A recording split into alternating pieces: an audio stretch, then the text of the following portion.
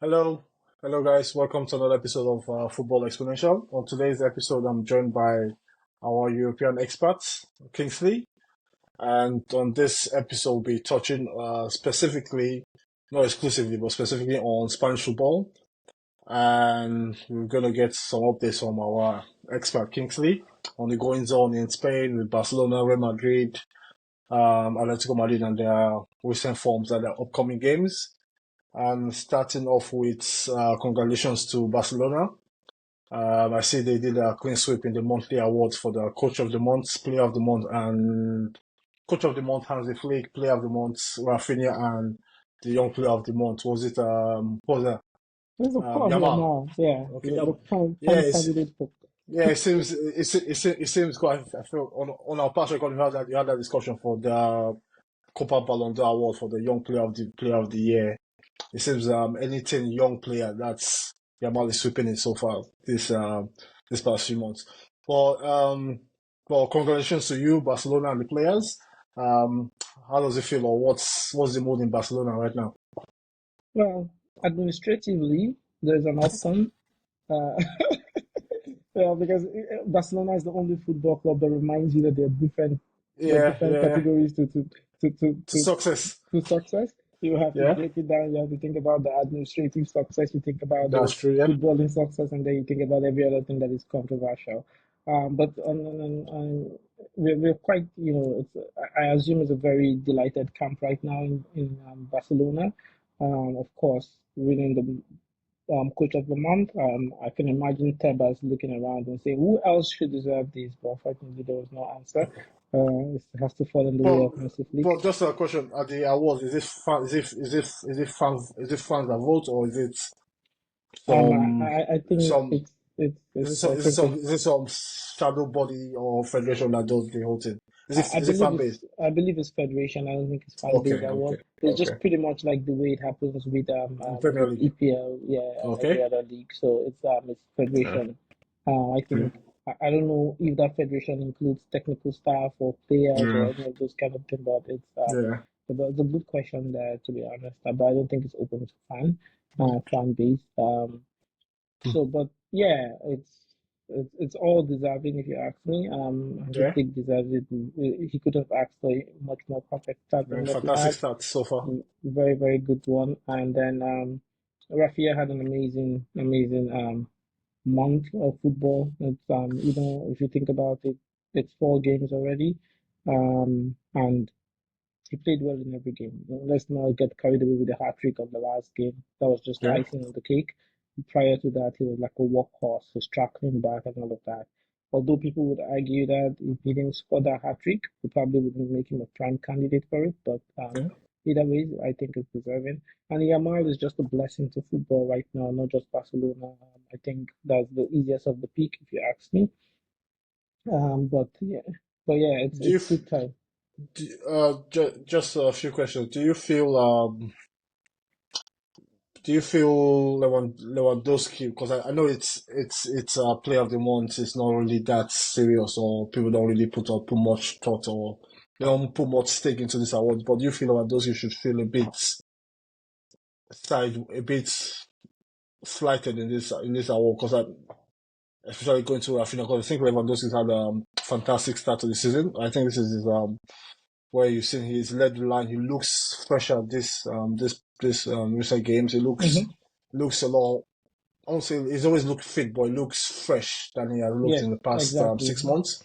I don't know that how the flicks physical training coming to work, but I feel Lewandowski could he have had a shout in this award for Player of the Month? Do you feel? Yeah, absolutely. And the I think I read a report where he came very close to in the second position as well, though Okay, even though it's okay, not an announced kind of thing, but it was a close contact between him and Rafinha. As a Barcelona okay. fan, I would I was happy to know that Rafinha won it ahead of Lewandowski, and here is my reason. I feel like Lewandowski is that striker that needs that push sometimes to do more. And with him not winning these, he can definitely sniff it in the next month, Yeah, yeah, and that true. will keep him motivated. So who knows? Like that might be the right motivation he needs to try and get it in October.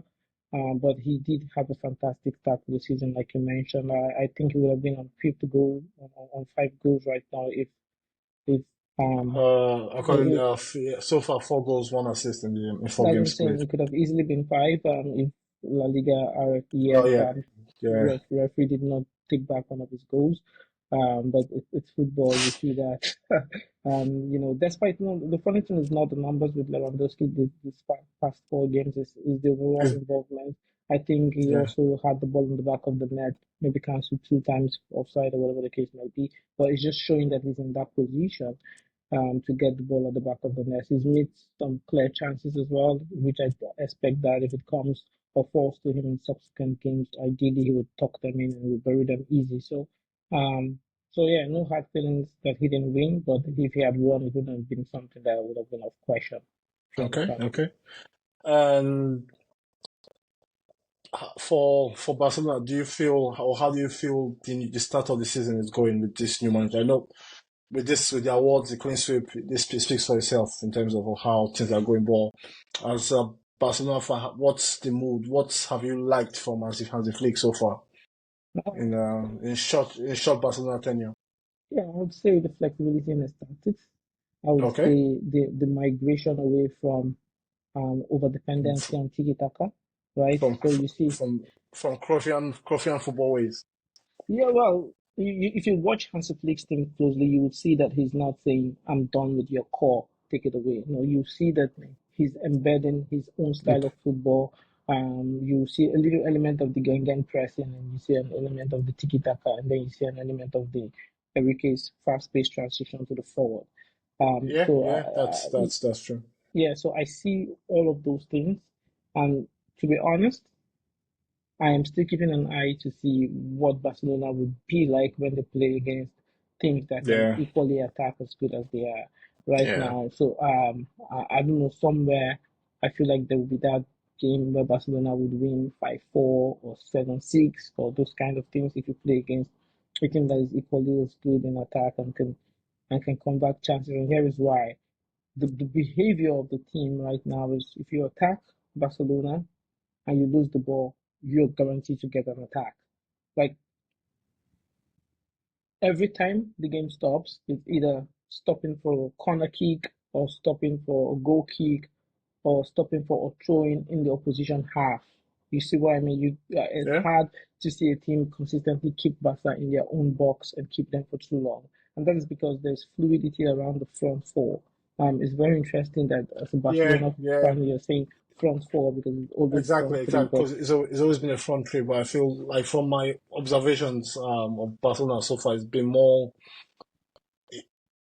It reminds me of a German style team, a Bundesliga team, and I know that's obvious to say because it's a German coach, but mhm, it reminds me of second of like of a Klopp Borussia Dortmund with Lewandowski at the time with Gundogan in midfield, Royce in attack, Lewandowski as well. Then the centre backs, Hummels and Subotic, where you see they basically you're playing with two playmakers in defense, where everything good Barca do or Barca attacks literally starts from the two centre backs, yes. where you see them playing precise passes into midfield, midfielders receiving on the half turn straight to the attackers. It's very, I feel so far it feels very incisive, very vertical in terms of the passing, Mhm, mhm, and it's in a way because I know it's early doors and you've not really played against the best teams in Spain yet, but it feels that style of play is catching a lot of other Spanish teams out in terms of how you move the ball very quickly from A to B, from defender through to midfield to the final third. And like you said, with the attacking four, which mhm, especially Barca has always been an attacking three, mhm, center forward flanked by two wingers. So now it feels you're attacking four players where and this is also good. Like it's the mix of the four players where you have Lewandowski spare leading the attack, looking sharp, pressing from the front. Also, coming a bit deep sometimes to mhm, get some passes and then spin and attack the space left behind. Rafinha, you said, who's one player of the month. He looks. he looks like he has a new lease of life with Barcelona in Barcelona now. You Yamala is doing wonders. He's doing you can't what he's doing right now is just I know we talk about Yamala and all that and know. I feel the level at which he's executing right now is just for even for any player it's just not normal in terms of how decisive he is in games. It's not just his dribbling, his pass selection, every action he does is very has an impact on the game. He Yep. doesn't waste the pass, he doesn't waste the cross, he doesn't waste the dribble. There are no fancy tricks unnecessary. It's just for the sake of it. Everything is so precise with him, and I feel that's the best way. I feel he's on the level he's firing right now. It's levels we've not seen from a player this consistent. Because right now it's getting to a point where it's not just last season or it's not just the Euros. It's becoming week in week out. His performances are just out of this world. And with the addition of our Spanish midfielder Olmo as well, it's giving that Barca team a lot of flavour. And I think Hansi Flick is cooking. So Yeah, that's absolutely. and as a prime Barca hater, I hate to say it. I, Well, I absolutely, I absolutely hate to say it.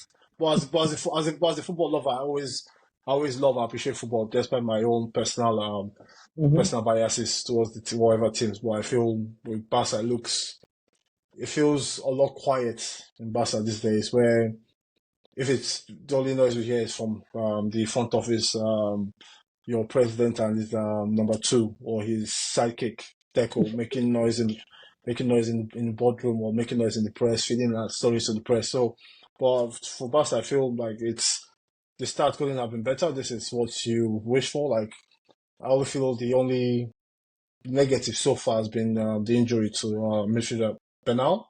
Yep, Yeah, yep. that's I think that would be a terrible loss. But with Barca, it's all good and I'm happy for you guys. Yeah, long Yeah, live this run. yeah, But the thing is this, right? So I know a lot of people say the storm is going to come in Barcelona, and it might as well happen. yeah, yeah. It's a very long season that we're looking at right now. We're looking at increased game in the Champions League, etc. But Yeah. also, I feel like for almost every break point in the season, Barca is anticipating a refresh in the squad, and let me explain it for a little bit. Like for this first four games that have happened, um, returning from international break, we're anticipating the return of players like Ansu Fati. We're in a couple of weeks also we're looking at Gavi coming back. We're anticipating further down the season that Frankie De Jong will be back, and Mm-hmm. even before then, we're also anticipating that Arroyo will be back. So it just looks like every other month there was a new signing for the season. There was something for Hansi Flick to integrate back into the Yeah, team. There's something to keep the squad fresh, and even for the players who are accumulating a lot of minutes, for example, Rafinha, things tend to have been on the positive side. Like surprisingly, Brazil didn't call him up for this international. yeah, that's Um, yeah, as a Barca supporter, you take it all day long because when it matters when they go to tournaments, he would always be one of the first names on the squad. And then you think about even Lamine Yamal getting a rest on the last international break for Spain. Last international match for Spain, I think he was subbed off in the after the first half, catching yeah. a nice break there. Pedro was substituted before Yeah, halftime. because exactly. Okay, So yeah, once there yeah, was the red card to Ronaldo, I yeah, think Pedri got substituted. So there's that yeah, fresh break, and I can remember in recent time when Barcelona has resumed after international break without a fresh injury. Right, it's always been every yeah, international break you can anticipate one player getting a yeah. mark or one player not coming. That's Although true. there was a scare with Fermin Lopez, but thankfully it's nothing Uh, too disturbing.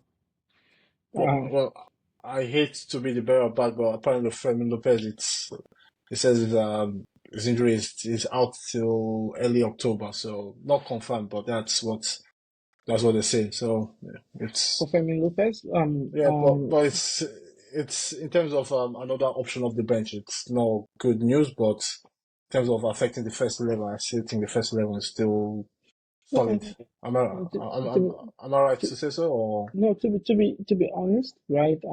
I know a lot of people are quick to casting Fermin Lopez to not be in the first team. Personally, I think Fermin Lopez has everything it takes to be a first team player for Barcelona. I feel like Hansi Flick is not going to be an Ancelotti in the sense that I have first 11 and that is what it is. I Yeah, think there'll be like for example, if we're not coming back into a very tough feature in Girona this weekend, I believe this is a game where Femi Lopez could easily start, if you understand what I mean.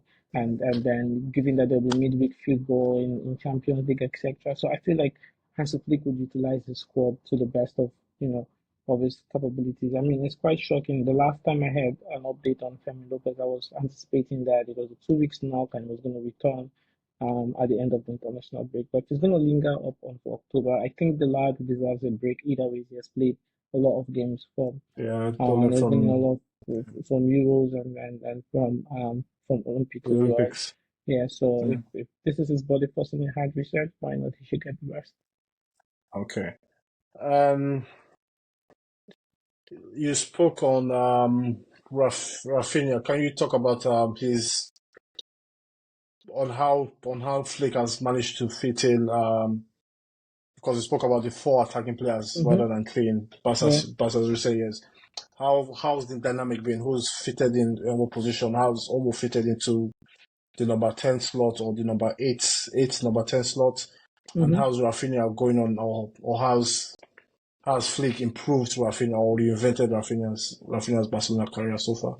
Yeah, so I feel like just like Lewandowski, Pedri, Rafinha is another player that's benefited from Hansi Flick coming in. He plays rejuvenated. He plays in a similar way that made Barca even go about the transfer for him. Like the his you can clearly see that he's leveraging the same tutelage that Marco Blesa provided for him, Marcelo Blesa rather from Leeds days, where he's explosive, he runs into space, he Yeah, yeah. Rafinha is one of the most direct attacking Brazilian footballers we've seen in recent times. Yeah. He's very cutthroat. He has all the abilities to shoot, to pass, to whip across, and to do everything. And right now, I think he's not static in terms of the positional play that Xavi This expected is, of him.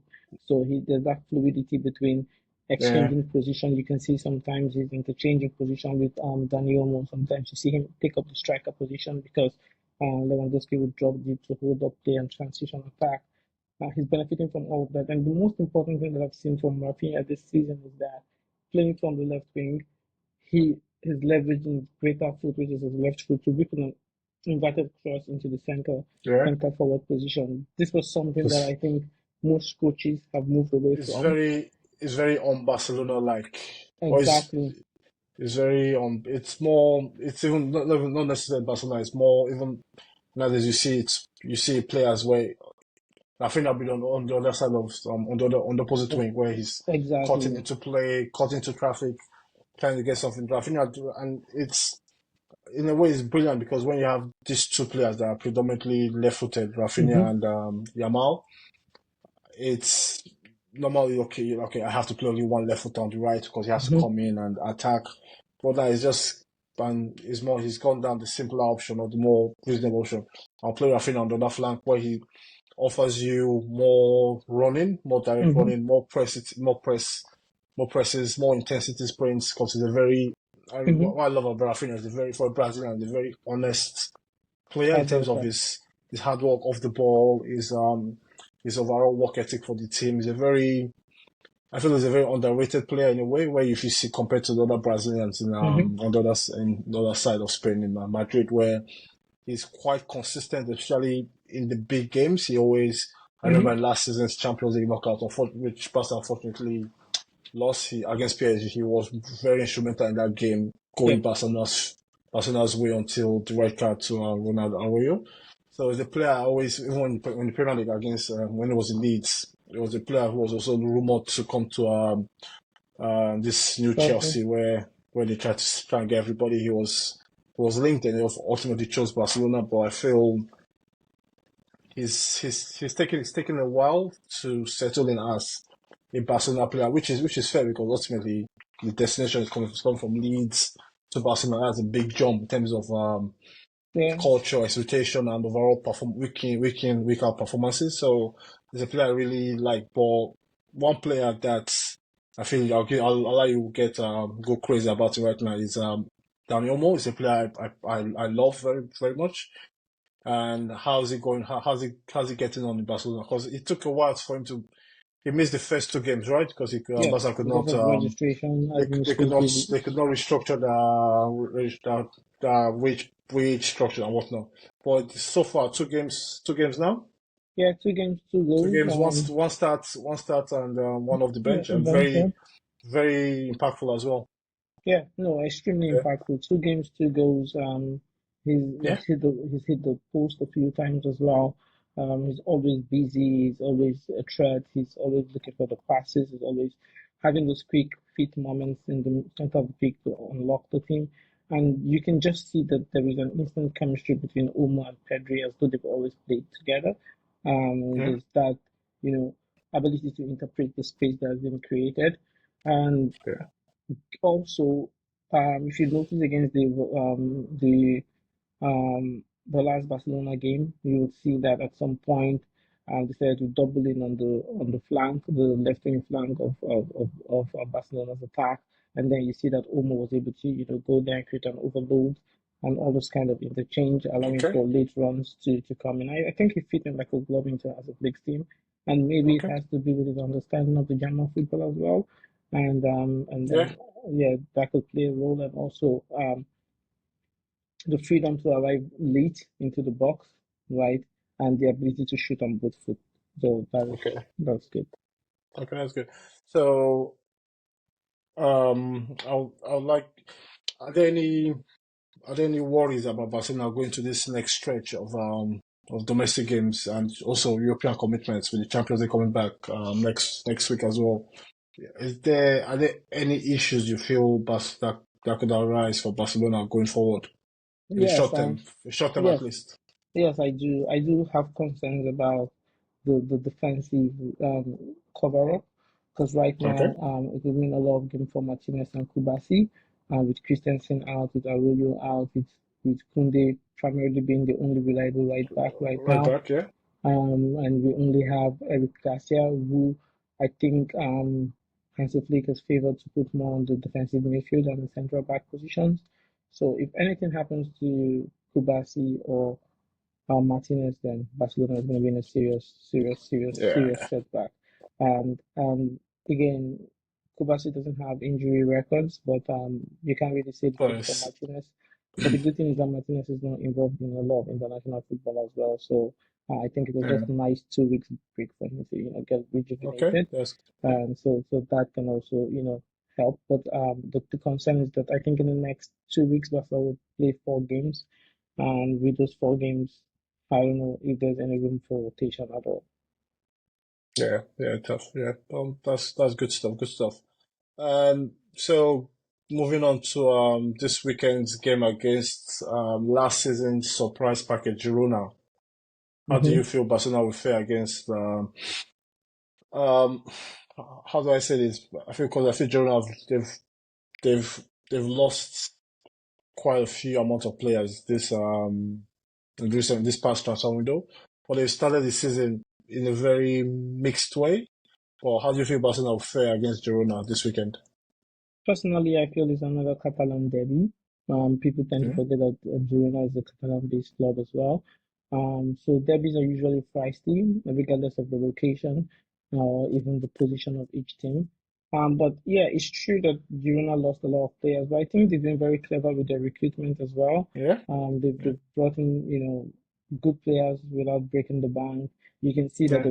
there's a clear The um, footprint that they're trying to replicate, which is very, very related to how Man City transitioned into becoming whatever it is right now that they are in English football. I think it's a stretch because of different terrain in Spain, um, but I also think that Girona is on the right path. In terms of this game posing a difficulty for Barcelona, I think this is a potential banana skin. And the reason why is because, again, it's away from home. The two Bas, games. but last you lost two games to Girona last season, right? Yes, we lost the Yeah, both games to home and Girona away. last Yeah. season. Yeah, I think we considered Okay. 4 goals in both games as well. Um, Mm, yeah, interesting. no, yeah. So it's Girona is not a team that any Barcelona fan will be extremely confident to play against right now. And Okay. except for one of the international breaks last season, also Barcelona typically fall short right after international breaks. And this is going way back, Pep Guardiola's era, way back. Way back to Pep. Yes, yes. So Barcelona Mm-hmm. usually struggle when there's an international Yeah. break, and it usually has to do with maybe players coming back, getting switched on to the Barcelona way and all of those kind of things. But the good thing is that for Hansi Flick this year, right, some of his core players as well, they we anticipate that it wouldn't be too much of an issue, but this wouldn't be a flamboyant win. If you ask me, for Barcelona, they would just edge it very closely. Okay. Tight way. Because looking at Girona's transfer business ins and outs, they lost star Zingerman? striker, the Ukrainian Dovek, Yeah. and moved Alex Martin to Leverkusen and Dovek to AS Roma. But Mm-hmm. one player that they brought in that I actually like, or I like the look of the player is Dutch forward Danjuma from Villarreal. He's a very intriguing player. I feel he's gonna add something to that team. And another Ukrainian winger, how do you say, Viktor Tizgankov? Victor Telenskov he's Tizgankov, yeah, unproven. yeah. Yeah, he's But I unproven, but feel he's got every time I've seen him play, he's always looked threatening. lively. So Yeah. that's and that yeah. Well, it's so. What's your score prediction for the game? Because you said Barcelona are going to get not a comfortable win, but a win nonetheless. Yes, I would go for 3-2 scoreline on this one. 3-2 Yes. scoreline. Yeah, I'll go on 3-2 scoreline and expect it to be edgy. I expect a slower start for Barcelona, and then they won into the game. I think it's one of those games that they might get behind first and try to have a comeback. Okay. Thank you so much. Thank you very much. As it's it always seems with this Spanish football, you can't talk about Barcelona without talking about defending champions in Madrid, the yin and yang in Spain. So Madrid, they're away at Real Betis. Yes. No, Okay, Real Sociedad. So they're Real going Sociedad. to Real They're Sociedad. gonna That's wait. correct. Yeah. Okay, and talk to me about Real Madrid so far this season. Talk to me about your. No, so I'm one of those that I want to stay practical and realistic. I think Real Madrid will have a turn in fortune over time. I think they will still hit the peak Real Madrid as the season progresses. But is it this weekend? I'll say no. Most of the if I think of any club team that hasn't really benefited from this international break, those will be the Madrid players. I think Yeah, Mbappe struggled. Vinicius wasn't particularly covered in glory.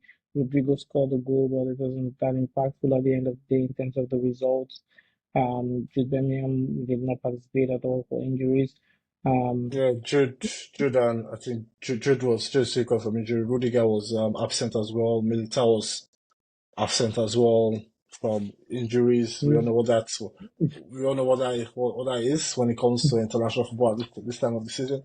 mhm. But yeah, go on. Yeah, so all of that put together, Real Sociedad also haven't hit the particularly high notes this season, but Real Sociedad is one team that would um, Always, yeah. it will always be a thorn to anybody's flesh, and if they catch you on their night, it's going to be barbecue. So I believe it's going to be a draw. I think Real Madrid is going to have a slow start, and then Real Sociedad will get early in the game, and Real Madrid would put in a lot of pressure and just about Okay, get a draw out of that game. But I think it's one of those games where it would be a more conservative scoreline, maybe a 2-2 or 1-1 draw. okay. Um, we have to talk about you know who the Madrid's number nine, Madrid's main transfer acquisition this summer, Kylian Mbappe. How do you feel he's found his first month in Spanish football? How's it been for him? Beyond the two goals he got in the last game, let's put away the statistics and look at the performance. I don't think he has been very impactful, and I don't think this is a Real Madrid problem. Wait. But he's so far he scored. Mbappe has 4 games, 2 goals. If you count the UEFA Super Cup, that's 5 games, 3 goals. It's not so bad, but in terms of the overall performance, I agree with you. He's not been. It's not Yeah, looked as it should be yet. exactly. And if you want to put things into proper perspective, right? Even in the three goals, the most recent of the goals was a gift, because he's not a dedicated penalty taker. But you can tell when the team is rallying to get your morale up. That means even Yeah, your yeah, fellow colleagues understand that you need that little bit of push, and that yeah, is not what you would attribute to Mbappe's football career so far. He has been, if nothing else, he has been very consistent until last year, if you ask me. And what we're seeing from Mbappe now is just more telescopic because he's in Madrid. This has been Mbappe's struggle for most part of last season as well. But because yeah, yeah. nobody paid too much attention, it felt like all is rosy. National team has had a dip in form. PSG's last run of games, he has never been that consistent, and people were like, oh, maybe his mind was already out of the club, etc. But now he's been in the club of his dreams. Like I said, just like every other human being, it's going to take a while to settle into the environment. It's going to take some time for him to get the rhythm going. But most importantly, the attitude has to be fixed. He needs to understand that he's no longer that big fish in a pond. He's actually probably a baby whale in a very deep ocean. So he has to swim with everybody. Wait, he's probably what a baby will. Yes, he's probably a baby whale in the deep ocean. Yeah, there's nothing wrong. There's nothing Mbappe is doing right now. There's nothing. Mbappe doesn't have a, and that's the fact, right? So, Wait, wait, and I can oh, justify it because there's nothing no, Mbappe will do for Real Madrid in the next 5 years that would get him into Real Madrid Hall of Fame as a walk on the park. There's a long yeah, list of footballers that have come in there. So he needs to get that student mentality going for him to know that it's less of him doing the club a favor and more of the club doing him a favor for a career boost. yeah. That is the actual reality. Coming to Real Madrid for Mbappe signifies, um, how do I put it now? Coming to Real Madrid for Mbappe is more like I want to come in and have a chance to be the best player in the world, as opposed to coming to a team and In make the team the as best team in the world. yeah, as because it's that and that's a good point you make about Mbappe because it's also important to paint the bigger picture of Real Madrid and their transfer activities in recent years, where they've gone from this because this is Real Madrid. This is Florentino Perez's second term as Madrid president, right? Yeah, Yeah, yeah. and the first tenure back in the early 2000s was around the whole Galactico projects, Mm-hmm, mm-hmm, Ronaldo's, the Beckhams, the Den Figos and whatnot. But since his comeback and the team has evolved past Ronaldo, Bill, Benzema, and Ramos and players like that, they've gone more. They've stopped buying the quote unquote Galacticos. I feel Mbappe is probably the only Galactical signing they've had in the last 4 years. Because if you see Vinicius, Rodrigo, players that are more project buys where you buy them young from Brazil, you bring them to Spain, they play a few months in your Real Madrid Castilla, then you bring them to the first team. And especially with Vinicius, we saw Vinicius struggle in Real Madrid in real time with Benzema, where we have that famous video clip where Benzema is alleged to say, "Oh, he's playing against us." That's how mm-hmm, bad Vinicius was playing back then. But he has grown to the team. Rodrigo the same. Even Jude Bellingham now, he looks like he looks like a Galactical ball. It's also important to state like he came from a Borussia Dortmund. He wasn't really this world this world world beater, beater right? that yeah that Yeah. seems that looks right now. So it's Mbappe is the only player that's gone against this transfer policy because it's a very I think they've gone very is it that buying players young for big Mm-hmm, money where you buy them young, you sign them on long contract, and you have to amortize the transfer fees across the length of the contract, or you try and get some fantastic players in European football on the free, the likes of mm-hmm, Rudiger, or you're buying Thibaut Courtois for cheap. You're buying players like or you buy young wonder kids from Turkey like Adegula and other Spanish players that you had on your books. You sent out on loan to AC Milan, Brian Diaz. You bring them back to the first team. But I feel Mbappe is going to this Madrid team as one of Mbappe is probably the in terms of the football space, it's one of the is probably number one footballer right now in European football, where he's the most talked about footballer, he's the most followed, he's the most in terms of his image and all that. I don't know about his performances are different, but Mbappe is a galactical in every sense of the word.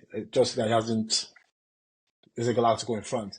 But I feel with Mbappe, there's a lot of I feel the issue is more mental in terms of how he fits into this team that is more balanced in terms of personalities, and because you see that all similar ages, the attackers, Mm-hmm. Vinicius, Rodrigo, Jude, the other similar age. Then you have the elder statesman like Cavara, Cruz, Mm-hmm. Rudiger is getting there as well, Courtois as well, but they're all that similar age.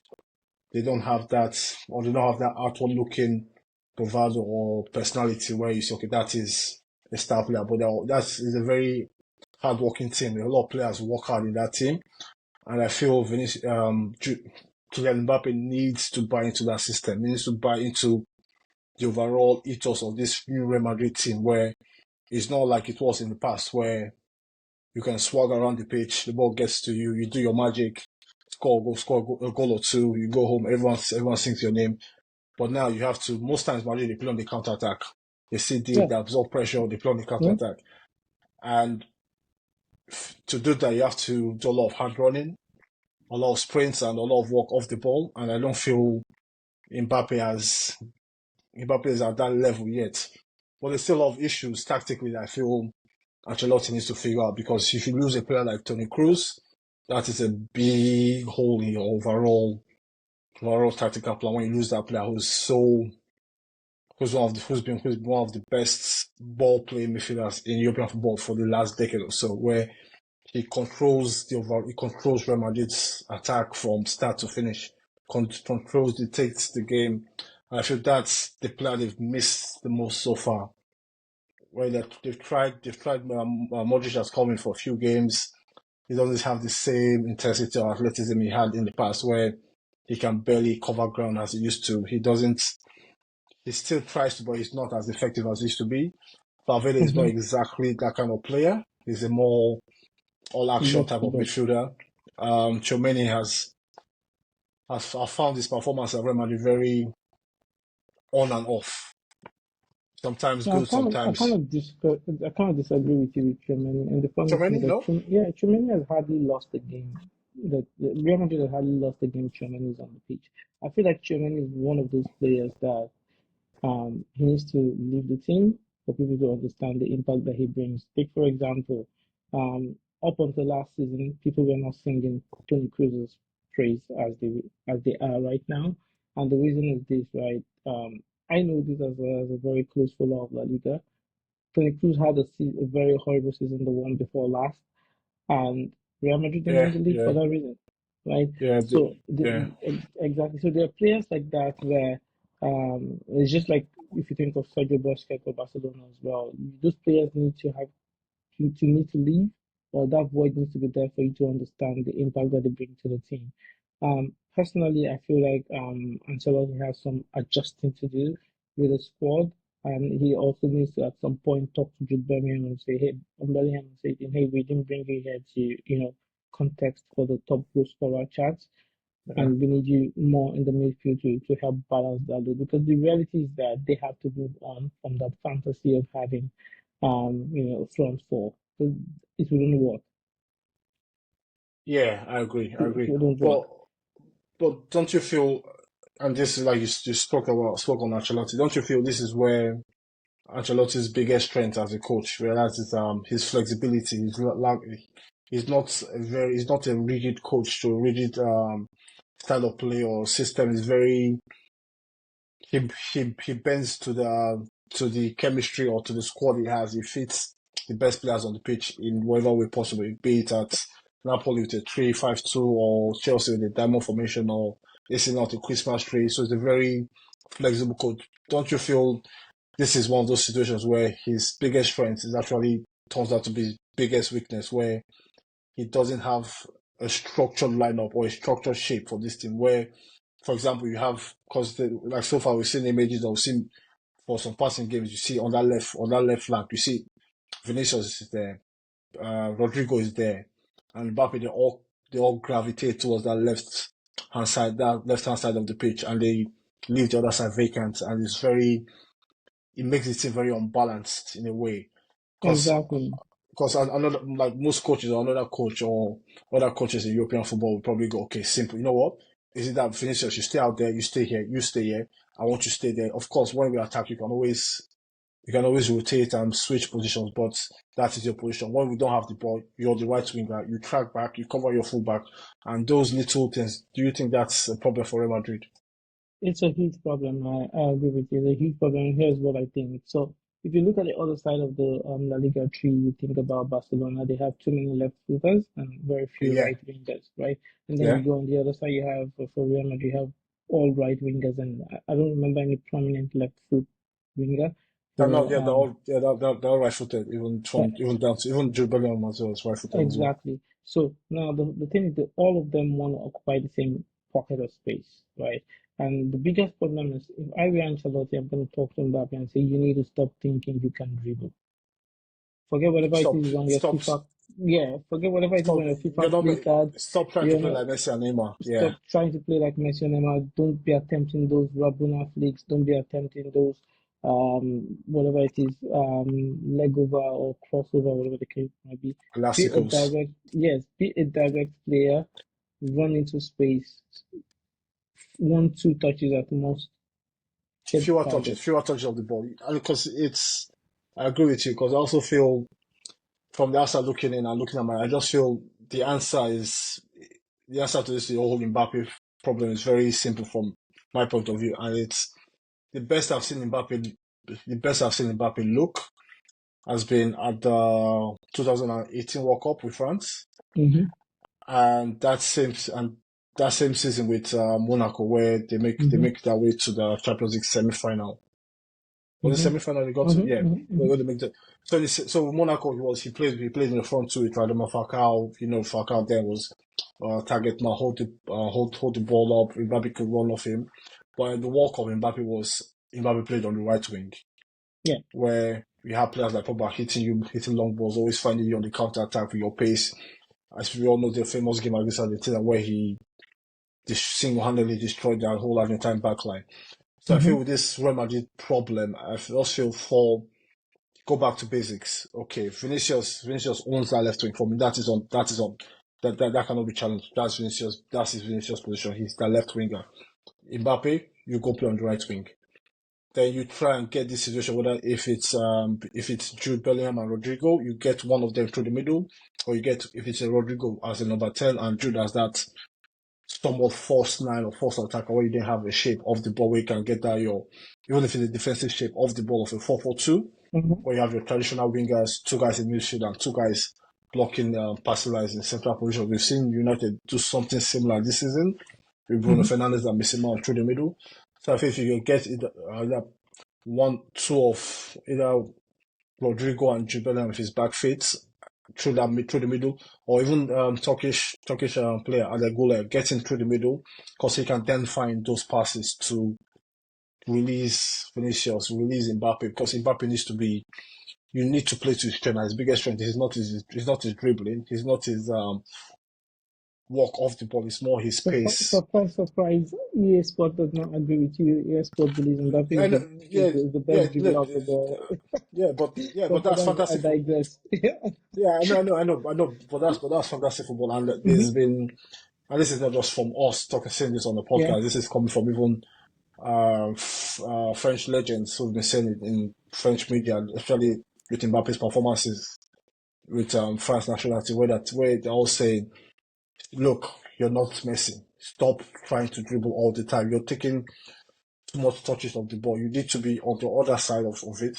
You need to be finishing the attack. You need to be the one making the run to get the final pass and ultimately get the finish. You're not playing to your strength right now, and the more you keep doing that, the less effective you are. I Yeah. guess even like we saw with France, where his record in France has not been quite good in the last 12 games for even be it international competitions that domestic and friendlies and UEFA Nations League. And Mm-hmm. it's just overall this overall opinion that Mbappe feels he can play centre forward. And I feel it's misjudged, it's wrong, it doesn't help the player, it doesn't help the team he plays for. And he just has to go back to basic. And I don't know if this is a symptom of him being at PSG too long, where like you said, like you call him a baby whale in the ocean. So it's gone from this big fish, Mm-hmm. big fish in a little fish bowl now to being what is at Madrid, where at PSG he had we all know there were rumored rifts with Messi and Neymar, where he felt he had to get I don't know if it's the ego, I don't know if it's the overall opinion he Mm-hmm. has about himself or how he felt the hierarchy was, but he refused to defer to Messi and Neymar and the whole situation about Mm-hmm. Messi, and it got to a point where I feel those players they ultimately left the team. They went on to Messi went to MLS, Yeah. and Neymar went on to Saudi, So and the so these results players stayed are the same. yeah, but these players are going towards the twilight of their careers, and just running down the club. But Mbappe is still there, and you still have there's still this tall mountain you seem to climb in European football where you've dominated. I feel in international football he's done what anyone else could dream of, where you bust onto the scene at a young age, you win the World Cup, and it gets to a point where you have to ask the question: Did Mbappe peak too early? Well, it's a very interesting question. I think the reality is this. Mbappe's stardom is linked more to national team football than club football. And with the entire French team looking like a decline right now, Yeah, Mbappe's shadows are going to come to light.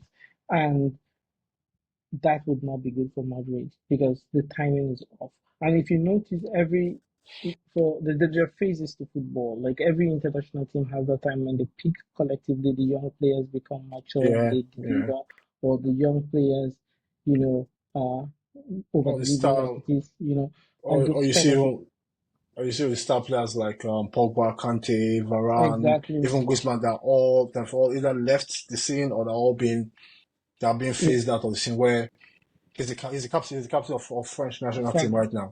exactly. So So he's you can see exactly where I'm coming from, right? yeah, exactly. Dombolo is never gonna go beyond whatever he is right now. He's not having that support from the right. Even the quality of strike partnerships in terms of top nine is not there.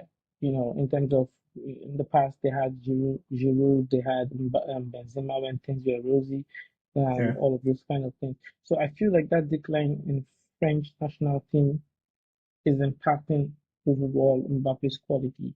And not just that, now in Real Madrid, I definitely don't want to pretend to have more coaching accolade than Ancelotti does, but I've tried to experiment this mentally, and I think it's something that um, Ancelotti should be looking out for as well. I think right now he should be considering having a double forward of Mbappe and Rodrigo, okay, yeah, having yeah, Vinicius coming through the left wing, have Birmingham playing the exact position he was playing last season, which was just behind those two forward, right? So have him stay like a false nine, but not a false nine.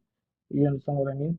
So like that pocket of attack, right? You have yeah, yeah, Mbappe Jude Bellingham making those late run, and then you put Valverde to the other side, the right wing position there, because he would need that energy to occupy and bump down that field, and then also talking to the midfield when they're without the ball. You let Chimeni play the holding midfielder role there, and you need to have three solid backline of um, Alaba with his back or Mendy, Mendy with it. So pretty much your left back shouldn't support Vinicius. He has no yeah, business yeah. going there. Because also, Vinicius can because also, handle that all by himself. But you see, your yeah, right back and the two centre backs should always stay back to create an overload in midfield when you're without the ball. So that will allow um, Jude Bellingham to either make those late runs, or that will put some distraction to Jude Bellingham as well, and giving Mbappe and Rodrigo the opportunity to attack that space while Vinicius does his thing and come from the flank. I think that would yeah, be an ideal formation that yeah, Ancelotti should try, yeah. especially.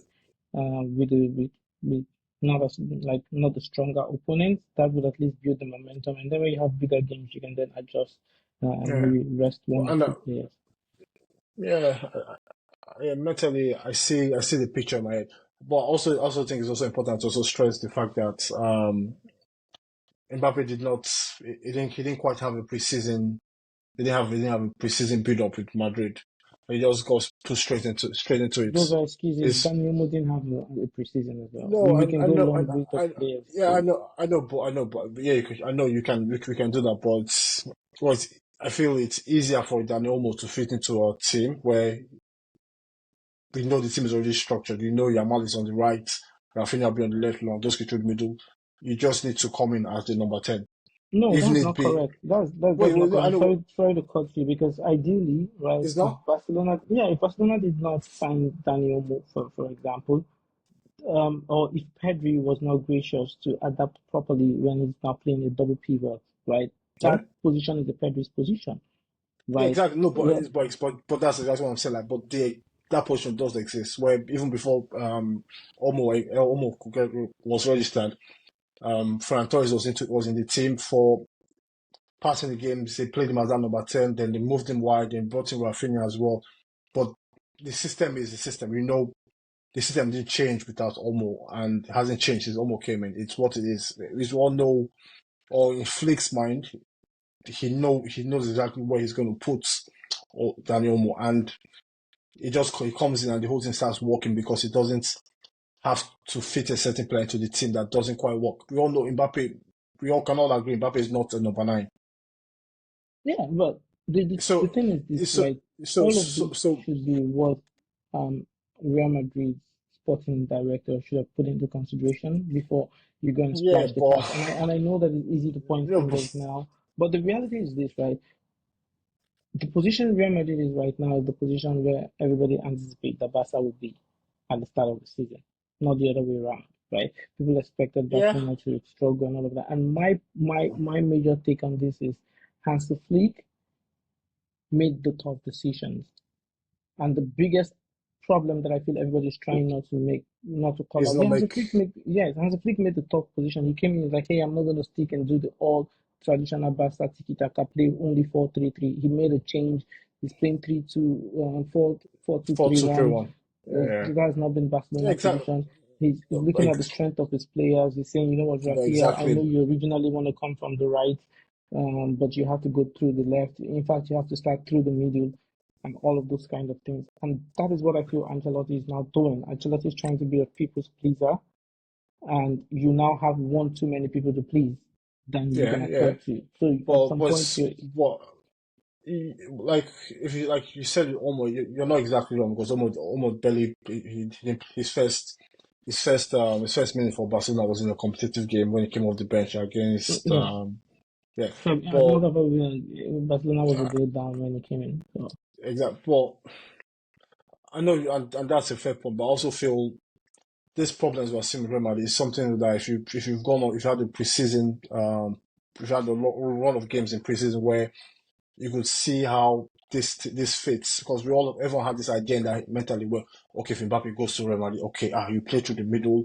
you play this one, play on the right, finish up on the left, it's going to be amazing. Everybody will click, they'll run here, run, and it'll all be amazing. But the reality is proving otherwise right now. So it's also with preseason and just the overall nature of preseason where you have this time to bond with players. The chemistry with Vinicius gets we probably would have helped with but now that I'm a thinking week or about two it, in preseason. Yeah, when you say Mbappe didn't have a full preseason with Real Madrid, Mbappe was on his flight right to Real Madrid immediately after the Euros. yeah, I know. But after years, he had the whole he had the pageant of the presentation, but he then went on holiday, or he had a short break, because I know like one of Real Madrid's preseason games was against Chelsea in America, Mm-hmm. and Mbappe wasn't there. So I feel yeah, maybe he was already settling into Spain. I'm saying with the team, with the camp, in the camp, with these players, getting to know these players, getting to know Vinicius better. That chemistry is something that could come in the next month or two. where they understand each other's game. They understand how, because with Madrid in the past, we also like Ronaldo and Benzema.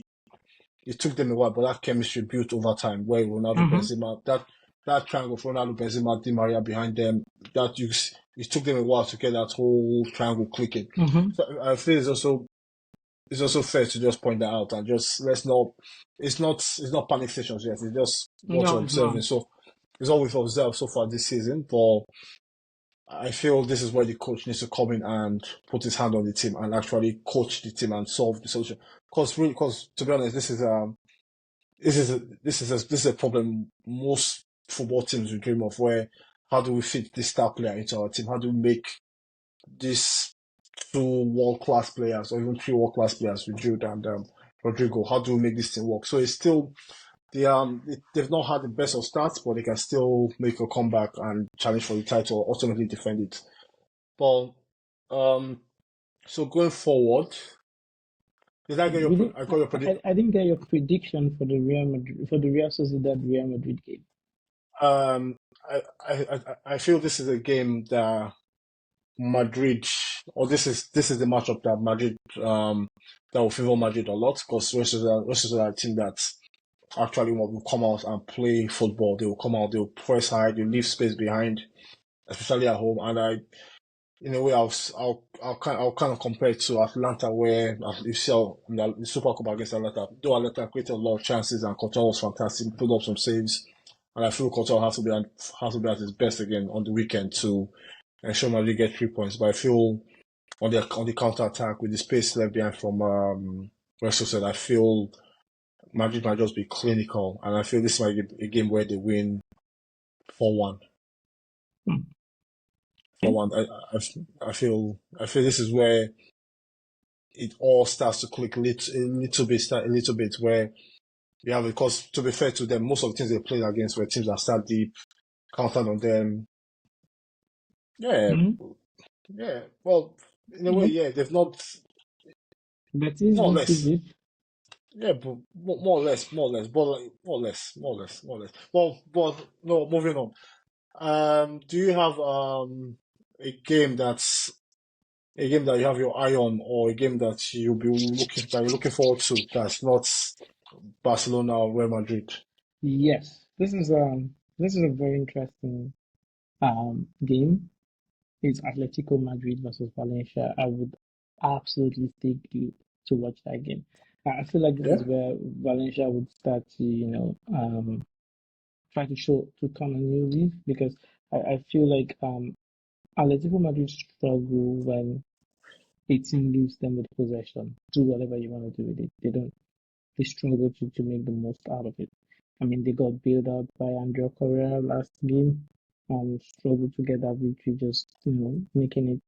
And Valencia has had one of the worst starts to La Liga this year, right? yeah, yeah, And I think most of their players were not involved in international football, so there was that extra freshness, yeah, and then also, I feel like right now this is a perfect opportunity for them to make a statement. So it's one of those where it can either be a 1-1 draw or it's going to be a very huge thumping on them, like maybe a 4-0 yeah. victory. Well, but it's also like Atletico Madrid. They're one of the teams that probably will find international break tricky because they have a lot of South American players, especially the Argentine lot. Rodrigo De Paul, Molina, new Alvarez, striker Alvarez. So they all go. I don't know what shape even they're going to come back. Decore, Rodri, yeah, Exactly. So you don't know. I'm not quite sure what shape if they could pull or even minutes they could play on. They could play on Sunday, but I was very tough or not very. I was not overly optimistic about Atletico Madrid's prospects this season, and to be honest, I'm not still convinced. But I'll also say like they've had what the one issue I had with Atletico Madrid was their defense. Was the defense good enough to keep enough clean sheets for them to or keep enough clean sheets to give them that platform to challenge for the league and score goals? And because we know what Simeone's Atletico Madrid is all mm-hmm. about, it's clean sheets, winning 1-0, 2-0, those kind of wins. And so far this season they've kept uh three clean Just sheets one. so far. They've Three. kept Okay. 3 clean sheets. They drew the first game. They drew the first against Villarreal. They had a 3-0 win against Girona. Then they drew goalless against Espanyol. Then the last game Oh was a yeah. late winner against Atletico Club 1-0. So Oh yeah. Okay. that is looking very Simeone-ish, where they're True. keeping clean sheets, they're scoring goals. But I also feel the overall momentum of their games is they don't really. It's a good start so far, but I just feel I feel over the course of the season they might fall off, but they've had a good start. But the only one of the few worries I still have about them is do they dominate games enough? Do they create enough for their strikers to actually have an impact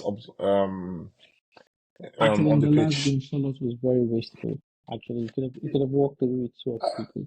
Yeah, and there was this, the game they drew against Espanyol. They missed a lot of chances against Espanyol. So Yeah.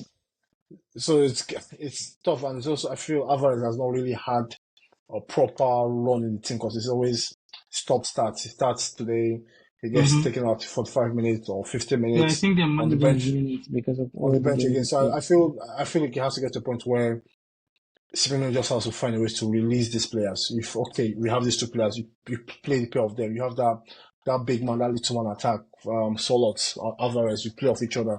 You get Gallagher in midfield, that energy, the running, the intensity it brings. Then Rodrigo De Paul and Griezmann. You get those guys to create and control the games.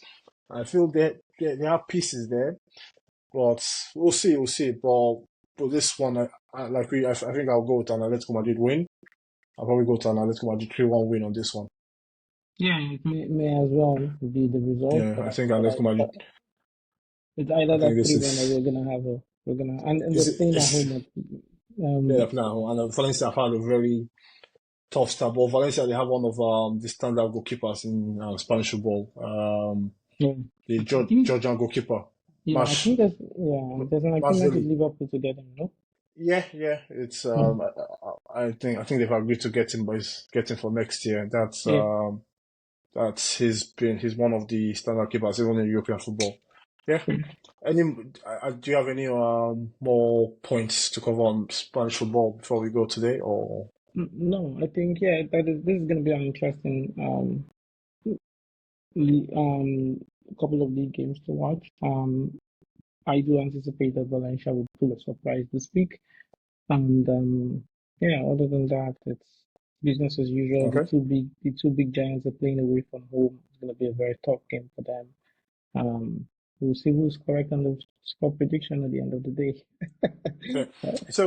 okay. So let's get the score prediction. So there are 3 games. Atletico Madrid, Valencia. You're going with I'm going with a draw, 1-1. Atletico Madrid, Valencia, 1-1. Yes, Okay, I'm going with 3-1 for Atletico Valencia. Real Sociedad, Real Madrid. I'm going with another draw there of 2-2. 2-2 draw. So you're Yeah, going with two draws. a comeback from Real Madrid. Okay, I'm going with a convincing win for Real Madrid 4-1. And finally, Girona, Barcelona. I'm going with a slightly edged win for Barcelona with a 3-2. 3-2. Okay, I'm going with a Barcelona win 2-1. Okay, perfect. So I'll see you. I'll see you on Monday when we do our Spanish football recap, and we'll see who's got these results. We've Who's got it got right. more results Def- correctly. Yeah. Okay. Definitely. Any word for our followers and listeners before If we you've go? not smashed the like button, please do. If you're not following us, this is a perfect time for you to subscribe and follow the channel. And please interact. I wish I am wrong, but I'm very confident that my prediction will be right. Let me know what you think. Leave a comment section. And again, it's a pleasure to get connected with all of you and interact through our series of today. And yeah, keep watching Football Exponential. Okay. Okay. Thank you for your time on this episode. I really appreciate your insight into Spanish football, and we look forward to seeing you again on the podcast soon. To our followers and subscribers, thank you for the support. Keep liking what we're doing and sharing the page and helping us grow our football community for more impactful football discussion. So thank you. Thank Bye. you. Ciao. Bye. Bye, guys.